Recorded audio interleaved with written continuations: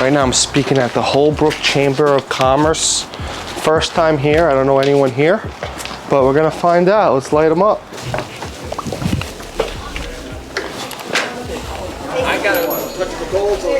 How are you? How are you? How you doing? Nice to see you. Good to see you. So we got a lot of people here, and it's actually a smaller crowd, and they're still coming in. We network for the first half an hour, and then you'll get up there and I think you eat first, and then you speak. But we have like TriTech, they are builders. Mr. Softy is here. Oh, and cool. Everybody knows him in Holbrook.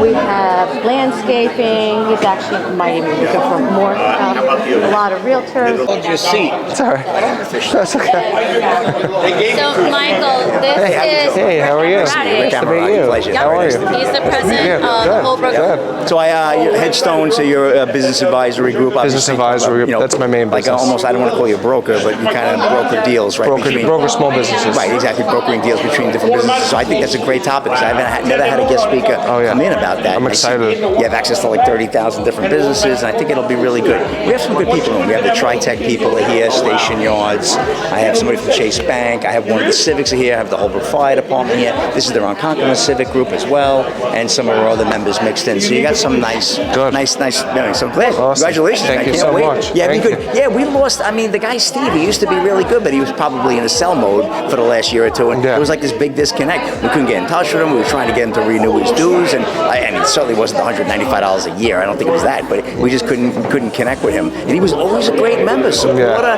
And then I guess people they get into the sale mode. They're like, I get it. I sold a big. My first space I was in pharmacy, so I had 33 years in that world, and I sold the pharmacy. It was a big acquisition, and I had sold it about 7 years ago. And that last year, I kind of like all the things that I did. Slowly, they got deprioritized. You know what I mean? Because your exit strategy starts. That's everything. This is the way it is exactly. I guess that's what you're going to talk about as well. Yeah. So that's great. Yeah. So keep it like I mean. How long should I? You'll lose them after about 10, 15 minutes. They don't, they start, you read the room, I mean, you usually what I like to do, the Q&A usually opens up a whole nother conversation. Yeah. Because then, people, okay. So by the way, if I have a business, and let's just say the valuation on this now, let me get my crystal ball out. Okay, yeah, so in 2028, it'll be, keep it around 15 minutes or so, 20 minutes, that's good. Following, I've been doing it for years. So I have like almost 500,000 followers. That's good. Throughout all my platforms combined. That's my main source of business is social media. From Hedgestone Business Advisors, they're a company that brokers business sales and acquisitions, and as well as purchases. And the CEO and founder is with us, Michael Steinberg. And Michael's got a good announcement because he invested his money in Holbrook too, which we're excited to hear. So please, big round Holbrook warm. Thank you. Thank you so much. Thank you so much. Thank you. Thank you. It's nice to meet everyone. You guys are awesome. I love the vibe, and it seems like just a great group of people. So thanks for having me. I own Hedgestone. We're a business brokerage. We sell small businesses. So anything from your restaurant, to your car wash, to your laundromat, to your gas station, hotel, that's what we do. We sell the business. It's a little different than selling real estate.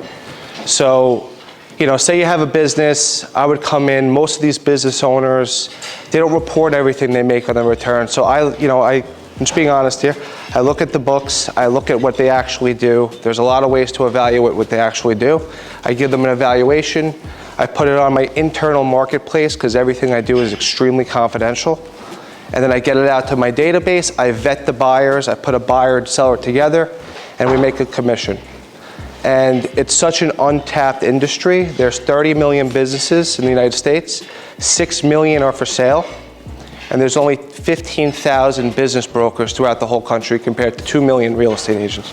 Sorry, it's untapped, it's unsaturated. So we're based in Huntington. We have a great referral program. We usually get 10% commissions. So if anyone knows someone that wants to sell a business, there's a lot of meat on the bone to make money. We give healthy referral commissions. Everyone's different. If you can refer a lot of business, we can obviously do better for you. But I'm willing to work with everyone here. So just to go over the process. If anyone knows business owners that want to buy or sell, that's what I do. I have a ton of car washes. I have a ton of laundromats. I have restaurants. I just got an elevator company today, manufacturing companies, distribution companies, hotels. I sold a Colmac Inn. I don't know if you guys know that place. I've never been there, but I sold it. Yeah, just sold it remotely. That was a crazy story. Yeah, I have about 1,000 businesses for sale.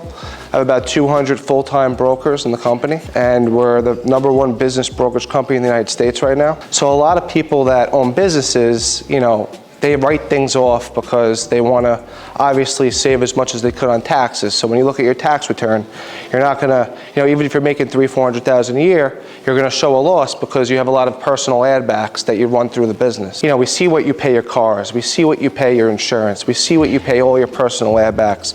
We put together our P&L, we come up with an evaluation based on your EBITDA, which is your earnings before interest, taxes, depreciation, amortization. Basically, it's like your cash flow, sort of, but you're adding back your interest, your depreciation, and amortization. So we take a multiple of that. So every business is different. Car washes are going between 5 and 6 times EBITDA. Laundromats are going between, you know, 3.5 to 5.5 times, depending on where it is. You know, restaurants are going 1 to 2 times. Delis are going 1 to 2 times. You know, every business has a different metric, but it's usually based on what you make. You see a generational acceleration with baby boomers, and like what's like a 10-year outlook for that type of brokerage market? So they say that 10,000 baby boomers retire every day, and 25% of them own businesses.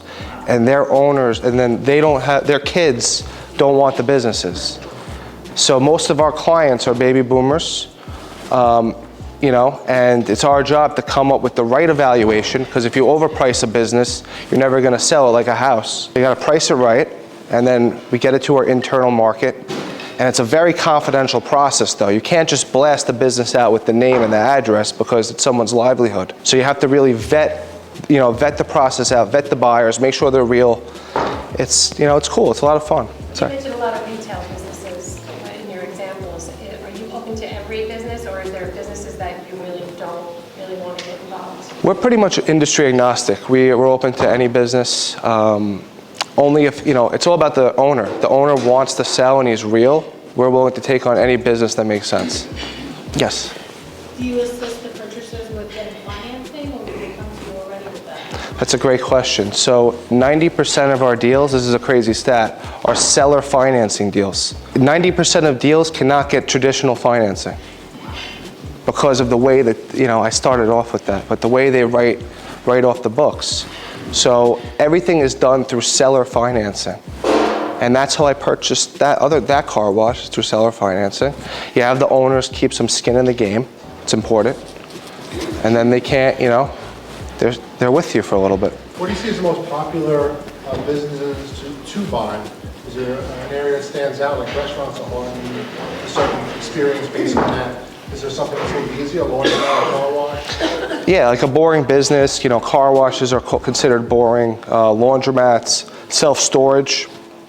I got a nice self-storage property in Lindenhurst right now for sale. If anyone knows anyone. 2.3 million, has 146 rooms. There's 146 units. It's a nice property.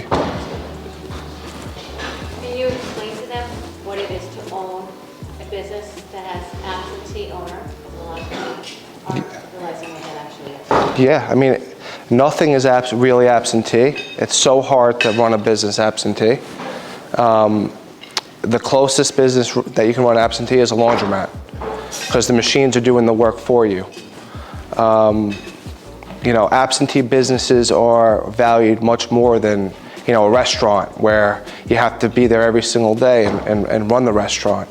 You know, the car wash space and the laundromat space, you can scale. That's why you see these wash fills, and you see a lot of locations, because you can scale them. So absentee is very rare, but the only absentee businesses that I see are maybe Unique Fitness. You guys are the best. And car washes and laundromats. Yeah. Exactly. Yeah. Yeah. Any other questions for Mike? Oh, Joanne. Do you find that a percentage of the businesses own their own buildings and their own space, or a majority lease them? I would say 75% lease them. and then 25%, or even less, maybe 15%, 20% own. But you can work that into the deal. Yeah? Yeah, you can work the lease portion with cooperation of the landlord. Yeah, I mean, if someone owns the property and the business and wants to sell just the business and keep the property, then you got to get creative and come up with what rent to charge, you know, and there's all different metrics.